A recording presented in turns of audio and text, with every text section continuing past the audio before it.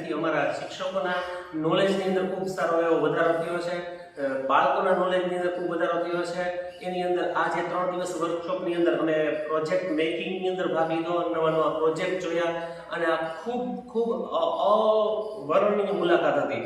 અને ટાઈમનું તો હોય જ છે એટલે અમારે જે પાછું આવવાનું હતું, પણ અમારા વિદ્યાર્થીઓને અને શિક્ષકોને એમ થયું હજી 3 દિવસ 4 દિવસ હજી વર્કશોપ લંબાવવામાં આવે તો પણ ખૂબ મજા આવે। અને અમારું જે ડ્રીમ હતું કે આઈઆઈટીમાં ક્યારે જઈએ, મારું અને મારા સ્ટુડન્ટનું ડ્રીમ હતું।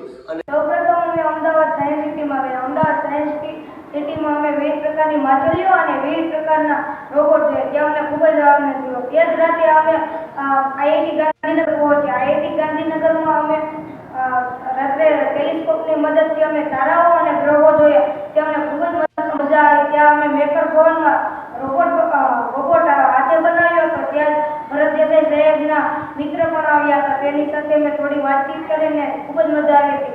આઈઆઈટી ગાંધીનગરની તાલીમમાં મને સૌથી વધારે મજા આવી હતી તે છે અમે